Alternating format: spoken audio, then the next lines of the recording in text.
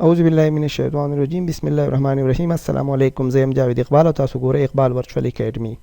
د مایکروسافټ ایکسل یو کوټیشن کمانډ او یو فارمولا او بلکې کمانډ هم د فارمولا هم د دوانو په وسادت سره موږ کولی شو ترانسپوز یا ټرانسپوز.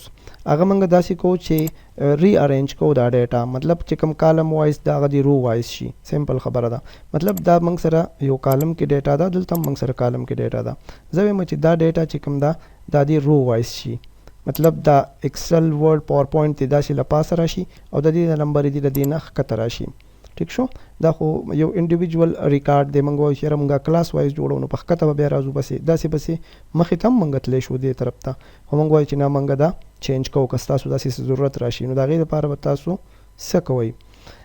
اولنۍ خبره خو دا چې دا زموږ سره 7 روګانې دي او 2 زموږ سره کالم دي، مطلب A اور B کالم دي اور 7 زموږ سره روګانې دي، خاروز دي.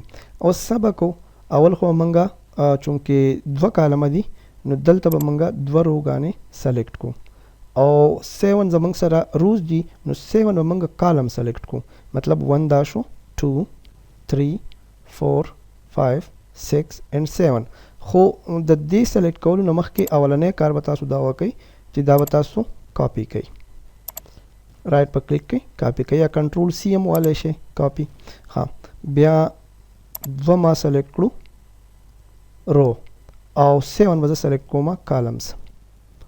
نو 1 2 3 4 5 6 7 according to the data. د ډیټا په مناسبت سره چې څومره دلته ستاسو سره دي، که دا 3 نو بیا به موږ دلته 3 سلیکټ کوو او که فرض که بیا داسې 8 لاندې طرف ته نو دا به موږ 8 سلیکټ کوو. ښه په دې باندې به رایټ کلیک کوئ او دلته به راشئ پیسټ سپیشل ته. په پیسټ سپیشل کې به تاسو دلته ټرانسپوز کلیک کوئ او اوکې به کوئ. نو چې کومه هغه ډیټا وه نو ورډ دلته راغی، ایکسل، ایکسس، پاور پوینټ، کورل ډرا، اډاب او ان پیج. دې طریقه باندې اوس دلته کې خو دا ټیک شو، صحیح شو. که موږ غواړو چې دا ډیټا دی ورسره اپډیټ کیږي هم، مطلب دلته کې په دې پاور پوینټ کې موږ وګورو د پاور پوینټ نمبر یې د دې 55 او دلته هم 55 دي، خو که دلته زه دا 88 یا 99 کم او زه په دې پاور پوینټ کې چیک کما نو دا اپډیټ نشو. هلته خو اپډیټ شو خو دلته اپډیټ نشو. د دې مطلب دا دی چې دا د یو بل سره لینک نه دي. نو موږ غواړو چې دا ورسره لینک هم شي، چې مطلب که دلته زه ډیټا اپډیټ کوم نو دلته دې هم اپډیټ کیږي.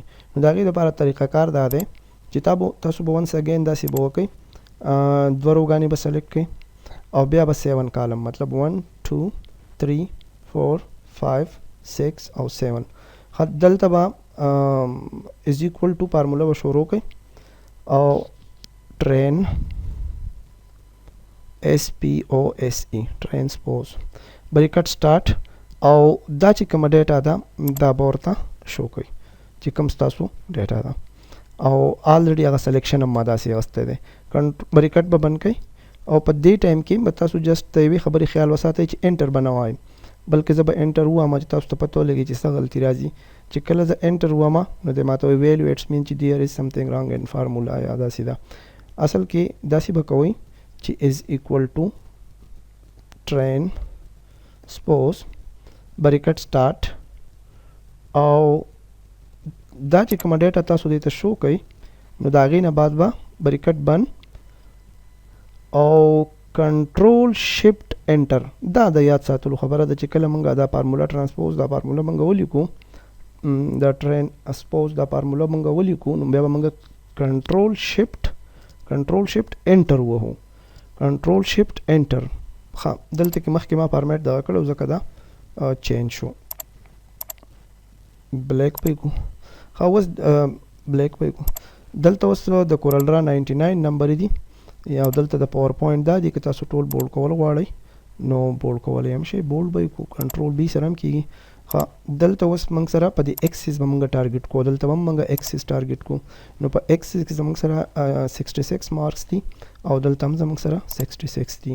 ښه دلته هم 66 دي، خو دا په اولنۍ پیسټ سپیشل باندې موږ کړې وه. اوس زه وایم چې یاره که چېرې زه دلته چینجز راولم نو په کار دا ده چې دا ځای کې هم چینجز راځي.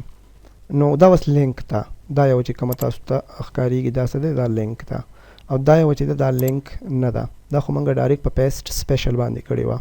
ها نو دلته په دې 66 کې چینجز موږ راولو. دا ما لیټ سپوز 88 کو. نو تاسو په دې باندې هم نظر اچوئ، په دې باندې هم چې په کوم کې چینجز راځي او انټر مې کو. نو دلته 88 شو او دلته کې هغه 66 په خپل ځای باندې پاتې شو. نو امید لرم چې تاسو په دې وړو کې شانتي فارموله باندې پوه شوي یې. نو دغه شان که تاسو دا ټوله ډیټا هم چینج کړئ، فرض کړئ زه دلته نه شروع وکړم او دا ټوټل ډیټا چینج کړم. نو تاسو که لاندې وګورئ چې کوم موږ لینک کړې ده هغه فارموله مکمل چې کومه ډیټا ده د هغې هغه فیګرز چې کوم دي، نمبرز چې کوم دي هغه ډیټ شو، حالانکه موږ چې په سپیشل باندې کم کړو په خپل ځای باندې پاتې شو. امید لرم تاسو به زما په دې خبرو باندې پوه شوي. کاینډلی چینل لایک کړئ، سبسکرایب کړئ او شیر کړئ. یو جهان مننه. الله مو تل خوشحاله او آباد ساته. الله حافظ.